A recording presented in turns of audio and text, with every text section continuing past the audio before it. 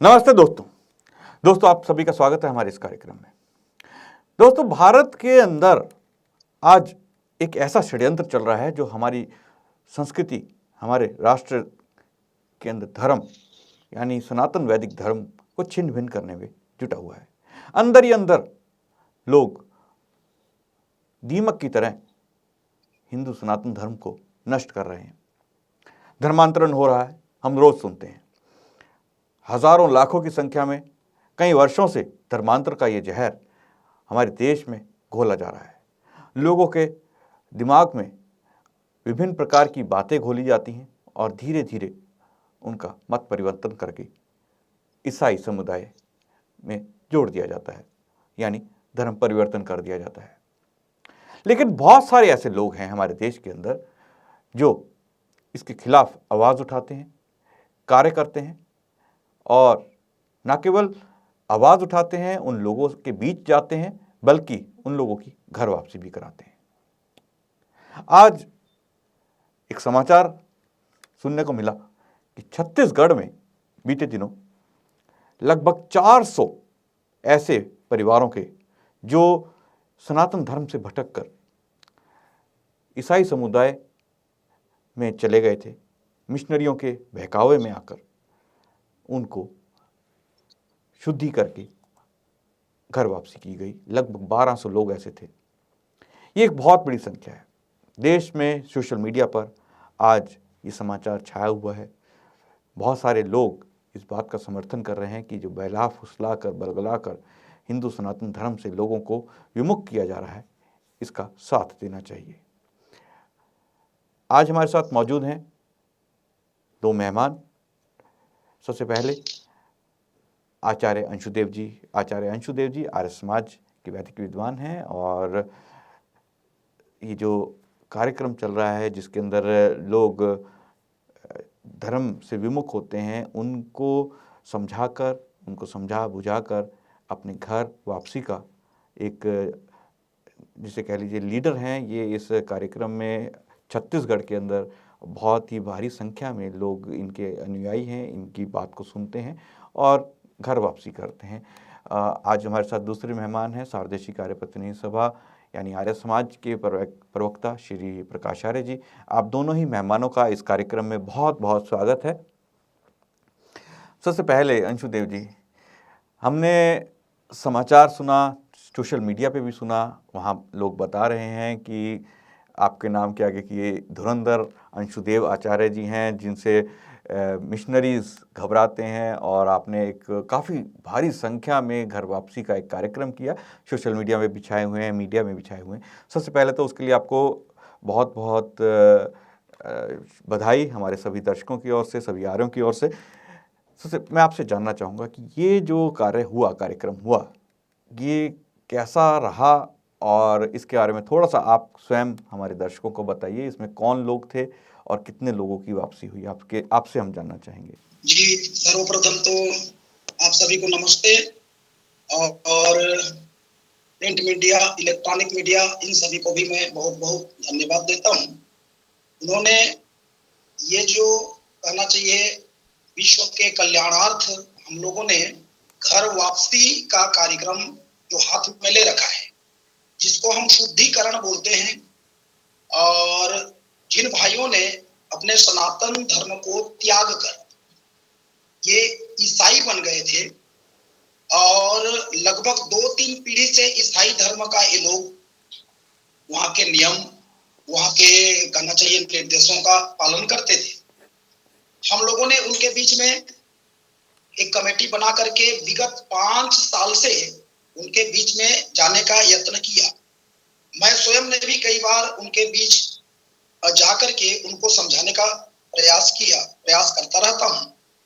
तो विशेष करके मैं आपको बताना चाहूंगा कि 5 साल से इनके बीच में जिन्होंने अहम भूमिका निभाई वो है हमारे छत्तीसगढ़ प्रांतीय आर्य प्रतिनिधि सभा के कोषाध्यक्ष चतुर्भुज कुमार जी आर्य। वो हरिजन समाज जिसको बोला जाता है, आर्य समाज में तो हरिजन किसी को बोला नहीं जाता, पुनर्पी समाज में एक हरिजन गांधी जी ने किसी वर्ग विशेष को हरिजन का नाम दिया था, वो समाज के लोग ईसाई बन गए थे, 2-3 पीढ़ी पहले बने थे।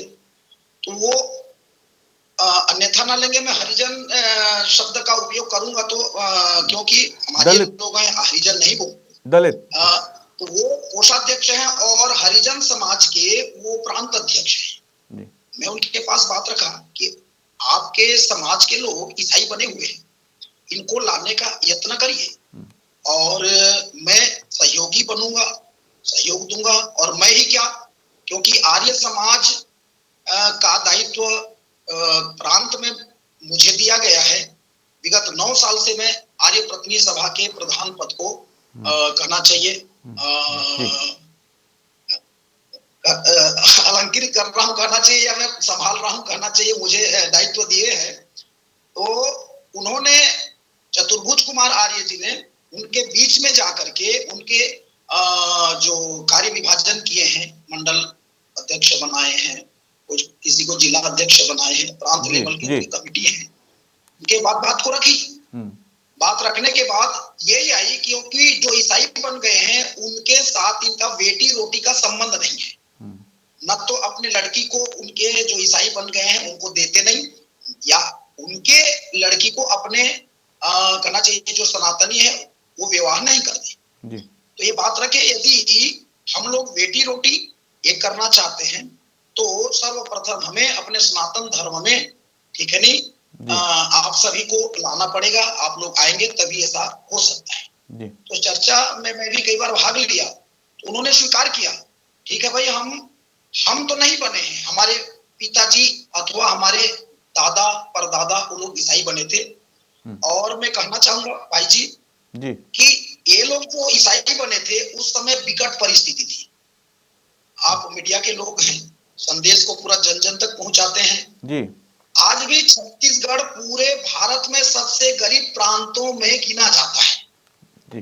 खनिज संपदा से ओतप्रोत छत्तीसगढ़ पुनरअपि आज भी सबसे गरीब प्रांतों में छत्तीसगढ़ का स्थान है। उस समय बहुत अधिक गरीब, ना यहाँ पर रोड हुआ करते थे। अंशुदेव जी, आपसे जानना चाहेंगे कि ये जो लोग वापस आए तो इनको समाज में स्वीकार किया गया, जब ये अब घर वापसी हो गई है तो अब जो वहाँ पर स्थिति है कि उनको स्वीकार किया गया है हिंदू धर्म के अंदर? हाँ, मैं कहना चाहूंगा कि ये जब हम लोग घर वापसी किए, ये हम लोग का तीसरा घर वापसी है जी। मैं 5 साल से ऐसे लगा था। इस प्रकार से मैं लगभग 40,000 लोगों के पास, माने कहना चाहिए 40,000 लोगों का फॉर्म भरे हैं जी। 40,000 लोग बड़े मात्रा में ये लोग वापस आने के लिए फॉर्म भर चुके हैं जी। और अभी हम लोग तीसरा किए। एक हम लोगों ने किया था शहीद दिवस 22-23 मार्च को कटंगपाली, एक उड़ीसा बॉर्डर में एक गांव है, वहां पर एक आश्रम है। उस आश्रम में हम लोगों ने 800 परिवार माने हम लोग परिवार के मुखिया को लाते हैं जी। तो 800 परिवार का तात्पर्य वो लगभग 35-3600 की संख्या में थे जी। संख्या में जी। ये वाकई में अंशुदेव जी एक बहुत बड़ा संख्या है जो आप ने जो घर वापसी कराई। प्रकाश जी के पास चलते हैं। प्रकाश जी, जिस प्रकार से अभी अंशुदेव जी ने बताया कि इन्होंने एक मुहिम चलाई पिछले 5 साल से चल रही है और अभी लगभग 30-40 हज़ार लोगों की घर वापसी हो चुकी है, और हाल ही में जो एक हम सुन रहे हैं कि पूरे देश के अंदर एक षड्यंत्र चल रहा है। पंजाब की हम घटनाएं देखते हैं, लगभग पंजाब ख़त्म हो चुका है, पूरा का पूरा ईसाई बन रहा है, और उस प्रकार से बहुत सारे राज्य ऐसे हैं जहां पर क्रिप्टो क्रिश्चियंस, या बहुत सारे एमपी में भी इस तरह की घटनाएं घट रही हैं। वहीं पर अंशुदेव जी द्वारा जो ये एक भारी संख्या में 1200 लोग जो है एक साथ घर वापसी होना एक बड़ी संख्या है, और इस घटना को आप किस तरह देखते हैं? आर्य समाज किस तरह से देखता है इस कार्य को? देखिए अमित जी, वास्तव में तो क्या है कि जो छल छिद्र के माध्यम से जिनको बहकाकर सनातन धर्म से पृथक कर दिया गया था, उन लोगों को जब ये मालूम हुआ कि ये तो हम गलत स्थान पर आ गए, या हमारे पूर्वजों ने गलती कर दी थी, सही धर्म और सही स्थान तो हमारा सनातन धर्म है, तो उन लोगों ने स्वेच्छा से इसको वापस अपने घर पर आना स्वीकार किया। दूसरी बात, लोग इसको धर्मांतरण कहते हैं। ये धर्मांतरण शब्द तो कहीं है ही नहीं। संसार के समस्त मनुष्य मात्र की संस्कृति एक हो सकती है, समस्त संसार के मनुष्य मात्र का धर्म एक हो सकता है। तो जो लोग, अब धर्म है ईश्वर का दिया हुआ, इसके पैरेलल जो इसका एक सब्स्टिट्यूट लोगों ने कर दिया मजहब, संप्रदाय, ये मनुष्यों के महापुरुषों जो उनको मानते हैं उनके द्वारा दिया हुआ है। ईश्वर का दिया हुआ धर्म सबके लिए है, सदा के लिए है, पूर्ण है और अच्छा नेक इंसान बनाने की उसमें प्रक्रिया है। दूसरी तरफ ये प्रक्रिया जो चलाई जा रही है कि सनातन धर्म से इधर मजहब में लाने की, ये प्रक्रिया मनुष्यों की संख्या बढ़ाने की दृष्टि से हो रही। 1947 में इस प्रकार का एक प्रस्ताव रखा था नवाब खलील कि आधे आधे जो हरिजन भाई हैं, इनको आधे हम मुसलमान ले लेते हैं और आधे आप ले लो, आधे की व्यवस्था हम करेंगे, आधे की व्यवस्था हम आप करना। ये बहुत पुरानी एक विचारधारा चली आ रही है। षड्यंत्र के तहत हमारा देश प्रजातंत्री है, यहाँ पर संख्या के आधार पर जो राज्य करना है। तो इस प्रकार से इस देश को ईसाइयत या दूसरा भी एक संप्रदाय जो है वो मुगल से संबंधित इस्लाम से, वो इस प्रकार से ये बनाने का प्रयास कर रहे हैं कि किसी भी प्रकार से हमारी संख्या बढ़ाए।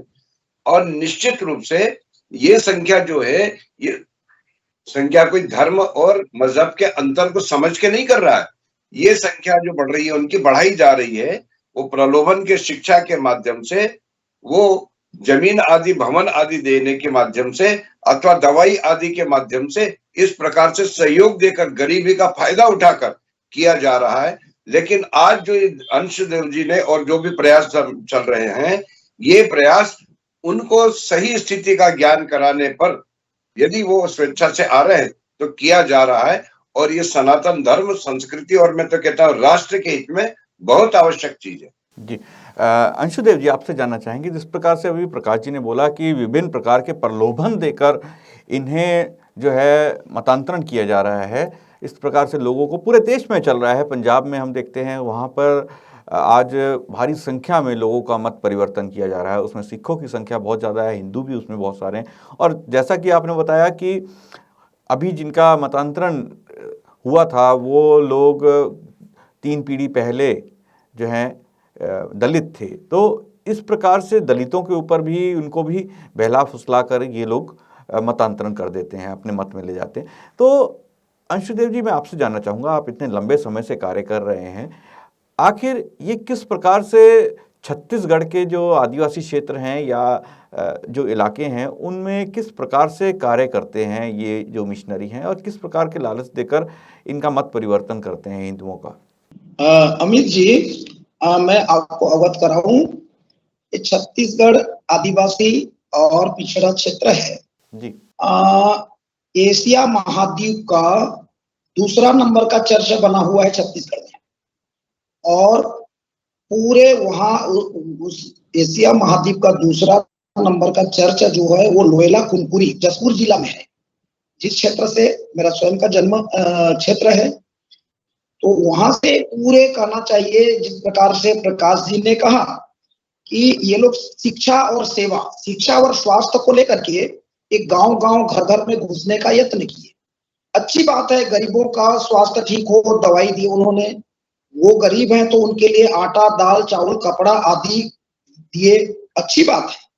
लेकिन इनका देने के पीछे इनका जो भावना थी कि भाई इनको धर्मांतरण करना। जब शुरू में इन लोगों ने सभी को देने का यत्न किया, लेकिन बाद में इन्होंने क्या किया, उनको दिया जाएगा जो हमारे धर्म अर्थात ईसाई धर्म को स्वीकार करेंगे।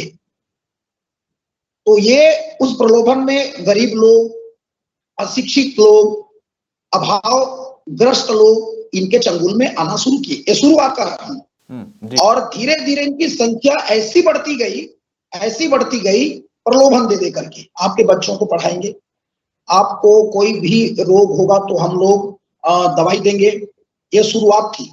अब क्या कर रहे हैं वो लोग, उनको मानसिक रूप से उनको कहना चाहिए, हमारे जो सनातन धर्म है, वैदिक धर्म है, वो उससे कहना चाहिए बरगला करके, आपके राम ऐसे किए, आपके कृष्ण ऐसे किए, वो महापुरुष नहीं है, उन्होंने ऐसा किया, समाज के लिए उन्होंने गलत दिशा दिया, आप ठीक नहीं है। बल्कि हमारे जो ईसा मसीह हैं वो सभी के पाप को, ठीक है नहीं, जितने भी पापी लोग हैं उनके पाप को झेलने के लिए सूली पे चढ़ गए, ठीक है ना। ऐसा करके बरगला के उनको, ठीक है नहीं, बहला फुसला करके अपने धर्म में कन्वर्ट कर रहे हैं।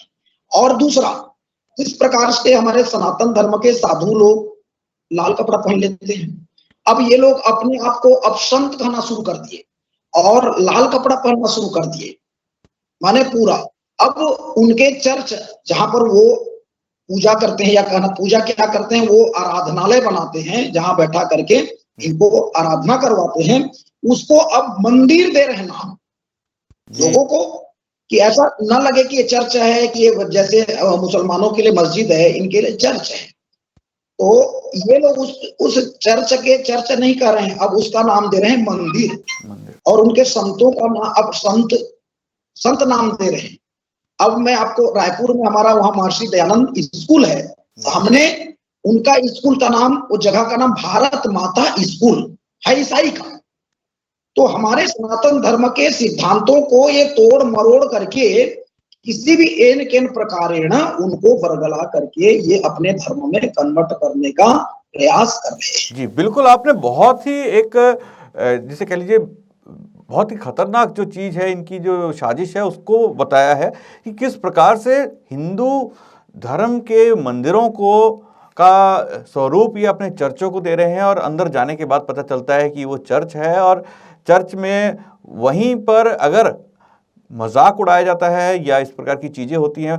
प्रकाश जी, आपसे जानेंगे कि ये जो क्रिप्टो क्रिश्चियन की एक नीति शुरू हो गई है देश के अंदर, हम देखते हैं कि स्कूलों में राम का, कृष्ण का मजाक उड़ाया जाता है। तो जैसे अंशुदेव जी बता रहे हैं, स्कूल का नाम तो भारत माता का मंदिर है, स्कूल है, या फिर जो चर्च है उसका नाम है मंदिर, और वहाँ जाके अगर किसी व्यक्ति को दिखता है कि वो राम का मजाक उड़ाया जा रहा है या कृष्ण का मजाक उड़ाया जा रहा है, बात की जा रही है, खुद कहा जा रहा है मंदिर के अंदर, इस तथाकथित मंदिर के अंदर कि आप ईसा मसीह को मानिए, तो हो सकता है उसका मन बदल जाए और वो हिंदू धर्म से अपने आप की जो राह है उससे विमुख हो जाए। तो ये जो क्रिप्टो क्रिश्चियन की नीति अब भारत में शुरू कर दी गई है, इससे आपको क्या लगता है, किस प्रकार से निजात पाया जा सकता है ये, क्योंकि ये तो एक बहुत ही गहरी साजिश लग रही है। निश्चित ही आपने ठीक कहा। देखिए, ऐसा है कि यदि किसी व्यक्ति को किसी वस्तु से या किसी व्यक्ति से दूर करना है और उसको किसी से जोड़ना है, तो उसमें दो बातें होती है। जिससे दूर करना है उसकी बुराइयां बताना पड़ेगी, उसमें ना करते हुए उसके गुणों को बखान किया जाएगा कि अरे ये देखो कितने अच्छे हैं।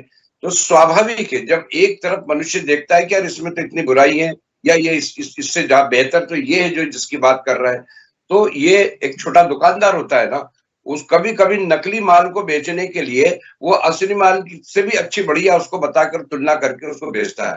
तो ये विवेक के ऊपर निर्भर करता है।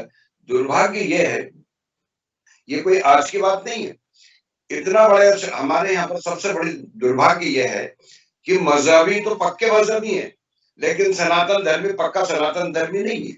वो सनातन धर्म को समझ ही नहीं पाया है, ऊपरी तौर पर उसने धर्म को मान रखा है। जब ऊपरी तौर पर धर्म को मान रखा है तो वो मजहब में और धर्म में अंतर ही नहीं समझता। वो सोचता, जैसा लोग कहते हैं सारे रास्ते एक तरफ जाते हैं, ये मूर्खों की अज्ञानता की बात है कि सारे रास्ते एक तरफ जाते हैं। एक उत्तर की दिशा में कोई स्थान हो और वो दक्षिण की दिशा में चल के वहां कैसे पहुंच सकता है।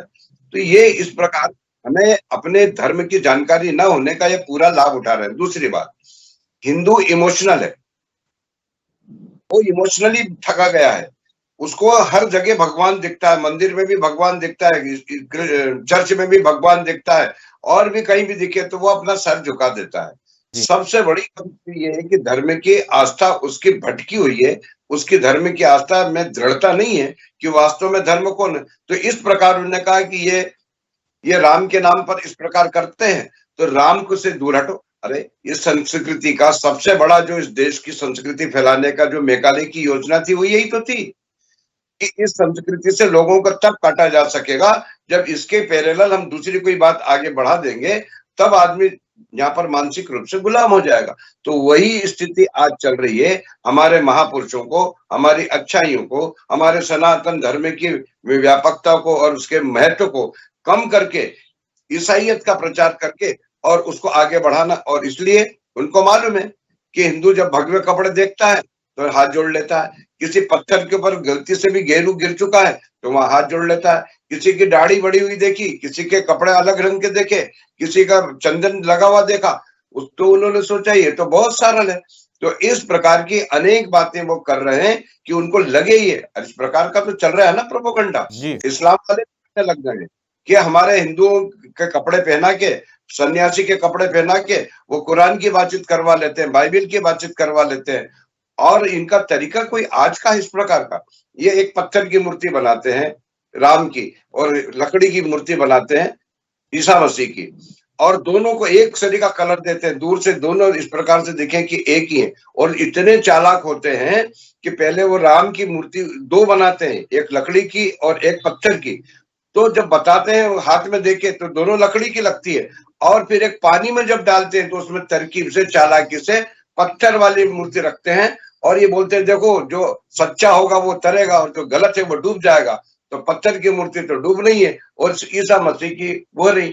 तो इस प्रकार से कई प्रकार के जाल षड्यंत्र करके ये लोग कर रहे हैं। और ये क्रिश्चियनिटी की जो बातचीत कर रहे हैं ना, ये बड़ी खतरनाक है, क्योंकि ये अंदर घर में घुस के, लोगों के घर में घुसकर उनका परिवर्तन करने की एक बहुत कुटिल योजना है।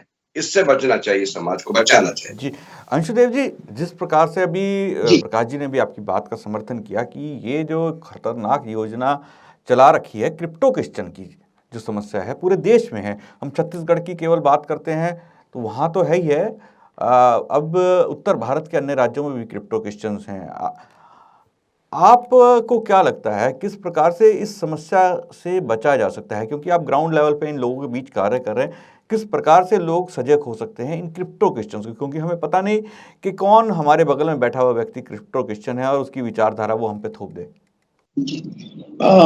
अमित जी, हाँ जी, मेन तौर से ये जो ईसाई धर्म का इस प्रकार से पूरे देश में नहीं करना चाहिए, पूरा विश्व में फैल रहे हैं जी। आज विश्व में सबसे अधिक संख्या में यही लोग हैं और ये जो कर रहे हैं हमारे भारत में भी, ये जिस प्रकार से पंजाब हरियाणा से लेके सभी राजस्थान सभी प्रदेशों में जो फैल रहे हैं, एक ही कारण है कि हम लोग उन लोगों तक नहीं पहुंच पाए।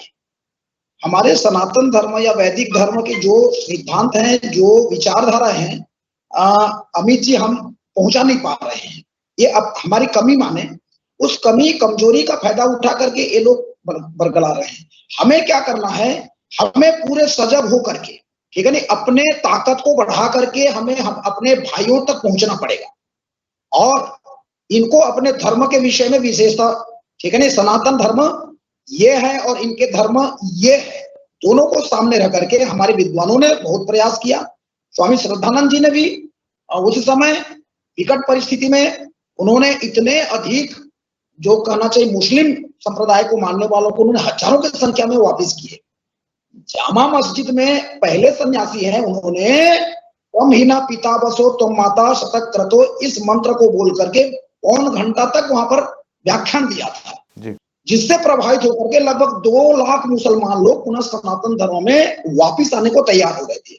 हमें क्या करना है अमित भाई, अभी ये जो हमारी योजना है, मेरी योजना आपको बता दूं, सनातन धर्म मानने वाले, जिसको अभी हिंदू मानते हैं, मैं सभी संगठन के प्रमुखों के पास गया जी। मैं कहा भाई साहब, ये जो धर्मांतरण किया जा रहा है, इसमें हम सभी को एक मंच में आकर के इनके विरुद्ध में खड़े होना पड़ेगा। मैं गायत्री परिवार के प्रांत प्रमुख के पास गया, आरएसएस के प्रांत प्रमुख के उनके पास गया, मैं धर्म जागरण के प्रांत प्रमुख उनके पास गया, हिंदू परिषद के प्रांत प्रमुख उनके पास गया, बजरंग दल के प्रांत प्रमुख उनके पास गया, शिवसेना के प्रांत प्रमुख उनके पास गया, गहिरा समाज के प्रांत प्रमुख है, एक संत समाज है, उनके प्रमुख के पास गया, बोल बम सेवा समिति के प्रांत प्रमुख उनके पास गया। और मैं रखा, देखो आर्य समाज ये इसके लिए बहुत चिंतित है, आप साथ दीजिए और एक मंच में आइए, इसको पूरा मिल करके, ये राष्ट्रीय आपदा है, जिस प्रकार से कोरोना के लिए पूरा देश, कहना चाहिए पूरा विश्व चिंतित हुआ, ऐसे ही धर्मांतरण जो हो रहा है उसके लिए प्रत्येक मत पंथ संप्रदाय के लोग चिंतित हो जाइए। और आर्य समाज के लोग, हम लोग इसके लिए तन मन धन से हम लोगों के पास आ रहे हैं, इसलिए आप भी हमारे साथ मिलकर के सहयोग करिए। अमित जी, जिसका फलस्वरूप 18 और 19 तारीख को ये जो कार्यक्रम हुआ, आपको एक्चुअल इसको बता देता हूं, मीडिया में थोड़ा सा इसको सही ढंग से नहीं बता पा रहे हैं, और ये 1200 संख्या जो बता रहे हैं, 1200 संख्या नहीं है वो, ये 1000 परिवार है जी। अच्छा, ठीक है नहीं, एक परिवार में 2 से 3 से 4 तक रहते हैं, तो ये अगर संख्या की दृष्टि से कहें तो ये लगभग 5000 के आसपास संख्या है। हमने 1000 लोगों को ला करके वहां उनको हम लोगों ने क्या किए, जैसे कोई मेहमान आता है, छत्तीसगढ़ में एक परंपरा है अमित जी, कोई मेहमान आता है तो उनका पैर धो करके हम लोग स्वागत करते हैं और उनको हम लोग वस्त्र देते हैं मेहमान को, यह परंपरा है। तो हम लोग 3 राजकुमार पधारे थे। जसपुर स्वर्गीय दिलीप सिंह जुदेव ने एक घर वापसी का बहुत बड़ा बीड़ा उठाया था और आर्य समाज के साथ उठाया था। सीतापुर में 12,000 लोगों का एक कार्यक्रम हुआ था, विशाल कार्यक्रम था। उसके बाद 8,000 लोगों का सलखिया रायगढ़ जिला में आता है, वहां किए थे, और एक किए थे कोटबा में। उसके बाद जुदेव जी का स्वास्थ्य भी थोड़ा डाउन होता गया और आकस्मिक उनका निधन होने के कारण से ये थोड़ा सा ये घर वापसी का कार्यक्रम छूट गया था। अब उनके जो बेटा है प्रबल प्रताप सिंह जुदेव, उनके पास मैं गया, उनसे निवेदन किया कि ये इस काम को आर्य समाज के साथ मिलकर के कीजिए। उन्होंने सहर्ष किया मैं आऊंगा, और उन्होंने तो घोषणा किया मंच में, आर्य समाज के नेतृत्व में जितने भी घर वापसी कार्यक्रम किए जाएंगे उसमें मैं आऊंगा और हर प्रकार से, ठीक है ना, मेरा जब तक श्वास रहेगा मैं इनका साथ दूंगा। ऐसे ही राजा चक्रधर जी का नाम सुने होंगे, बहुत प्रसिद्ध राजा हुए रायगढ़ का, उनके परिवार के देवेंद्र प्रताप जी, ठीक है नहीं, वो अभी जिला पंचायत सदस्य हैं, वो भी आकर के इस कार्यक्रम में सम्मिलित हुए। और एक जसपुर राज परिवार से भी विजय आदित्य सिंह जुदेव, वो भी नवयुवक आकर के इस कार्यक्रम में भाग लिए। तो इस मंच में अमित जी बताना चाहूंगा मैं आर्य संदेश टीवी के माध्यम से कि पहला ऐसा मंच हुआ आर्य समाज का मंच, नाम ही था विश्व कल्याण महायज्ञ, ठीक है नहीं, और आर्य समाज माने छत्तीसगढ़ प्रांतीय आर्य प्रतिनिधि सभा और आर्य समाज खूंटा पानी के संयुक्त तत्वावधान से यह कार्यक्रम किया जा रहा था।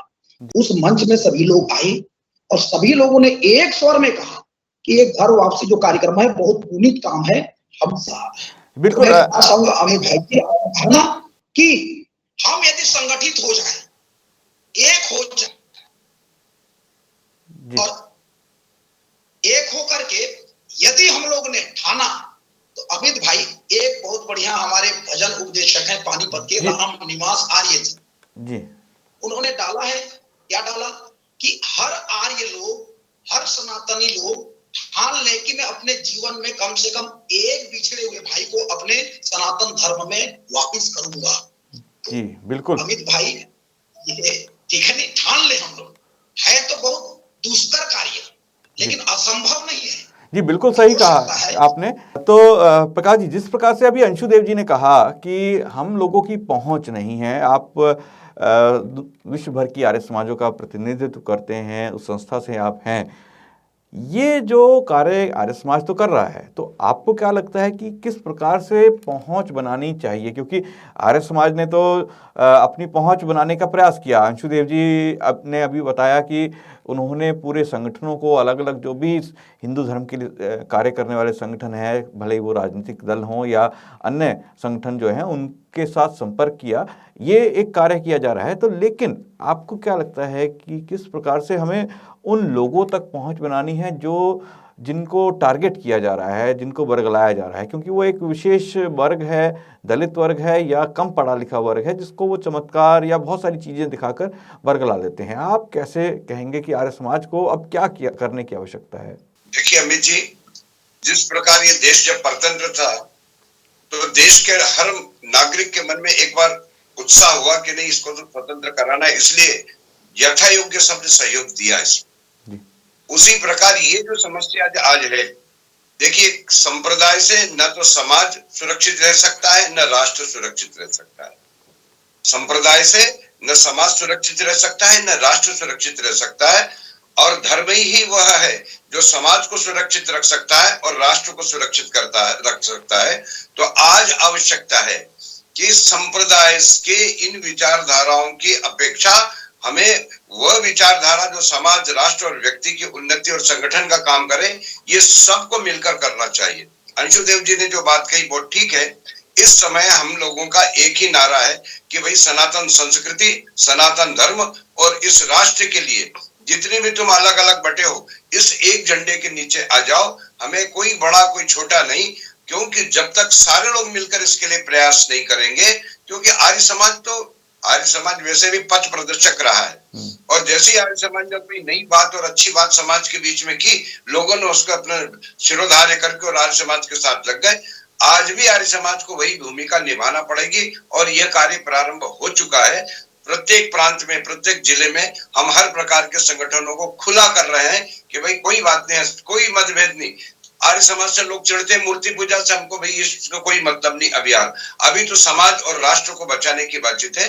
तो इस प्रकार सारे लोग मिलकर संप्रदाय से और धर्म से, दोनों से जोड़ने जो लोग जुड़े हैं, उनका अंतर दिख रहा है। संप्रदाय वाले किस प्रकार देश को आग लगा रहे हैं, तो धर्म की चर्चा सबको करना चाहिए। आज समय आ चुका है कि हिंदू धर्म के लोग एक होकर कार्य करें। जिस प्रकार से अभी अंशुदेव जी ने करा और कर भी रहे हैं कि पूरे राज्य के वो संगठनों को साथ ला रहे हैं कि जो अलग अलग राजनीतिक पार्टियां हैं, लेकिन उनकी विचारधारा इस हिंदू सनातन धर्म को बचाना है, तो उन सब को साथ लाए और इस कार्य में जुटे हुए हैं। अंशुदेव जी, आपसे भी जाते जाते आप लास्ट में जानना चाहेंगे, आप कुछ कहना चाहते हैं तो एक मिनट के अंदर आप उसको पूरा करें। अमित जी, आर्य संदेश टीवी के माध्यम से मैं सभी हमारे आर्यों को, सभी भारतवासियों को, ठीक है नहीं, करबद्ध निवेदन नहीं करना चाहूंगा कि राष्ट्रीय हितार्थ, इसको राष्ट्रीय आपदा समझ करके सभी लोग इस काम के लिए सहयोग प्रदान करें। तन से करें, मन से करें, धन से करें, जिसकी जैसी स्थिति है। निश्चित मैं देखना चाहता हूं आर्य समाज का पुनः, माननीय प्रकाश जी ने कहा 1847 के समय जो आर्य समाज ने नेतृत्व किया, तो पट्टाभी सीतारामैया जी ने कहा कि देश को आजादी कराने में 85% आर्य समाजी लोग थे।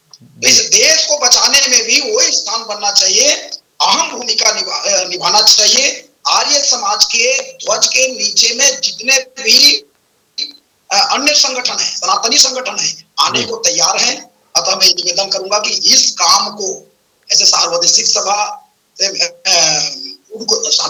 को मैं धन्यवाद दूंगा। उन्होंने कहा अंशुदेव जी घर वापसी अर्थात शुद्धि के कार्य को प्राथमिकता देते हुए आप काम करिए।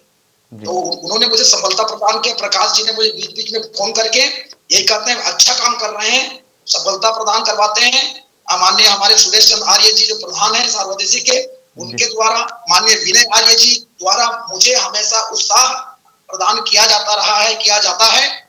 तो मिल करके इस काम को करेंगे। आर्य समाज का उज्जवल समय है। जी, बिल्कुल सही कहा आपने कि आर्य समाज का आज एक उज्जवल समय है, क्योंकि आज आर्य समाज एक ऐसा संगठन बन चुका है जो देश की अखंडता और देश के पुनर्निर्माण के लिए तत्पर है और एक होकर जो देश के लिए कार्य करना चाहता है। तो बहुत सारे ऐसे संगठन होंगे और इस कार्यक्रम को भी हो सकता है वो लोग देखें, और देख के हम तो यही कहेंगे कि इस कार्यक्रम के जरिए यही संदेश जाता है कि अगर सभी सनातन विचारधारा को मानने वाले इस देश को बचाना चाहते हैं, इस राष्ट्र को बचाना चाहते हैं, इस राष्ट्र को एक विश्व गुरु पुनः स्थापित करना चाहते हैं दुनिया में, तो हमें एक होना पड़ेगा, एक इकट्ठे होकर इस षड्यंत्रों के खिलाफ काम करना होगा। अंशुदेव जी, आप हमारे साथ जुड़े, प्रकाश जी आप भी इस चर्चा में हमारे साथ जुड़े, आप दोनों ही मेहमानों का बहुत बहुत धन्यवाद इस कार्यक्रम में जुड़ने के लिए। दोस्तों, मुझे दीजिए आज्ञा, कल फिर मुलाकात होगी, लेकिन जाते जाते सिर्फ इतना कहना चाहूँगा कि ये जो कार्य अंशुदेव जी या आर्य समाज के अन्य कार्यकर्ताओं द्वारा किया जा रहा है, इसके साथ हम लोगों को जरूर देना है। और ऐसे किसी भी षड्यंत्र का अगर हमें पता चलता है तो उसको कोशिश करें, ऐसे व्यक्ति को जो धर्म परिवर्तन करके अपना मत परिवर्तन करना चाहता है तो उसको समझाने का प्रयास करें और अपने सनातन धर्म को बचाएं। और सभी लोगों को सिर्फ मैं इतना ही कहना चाहूँगा इस कार्यक्रम के माध्यम से। आज मुझे दीजिए आज्ञा। नमस्ते।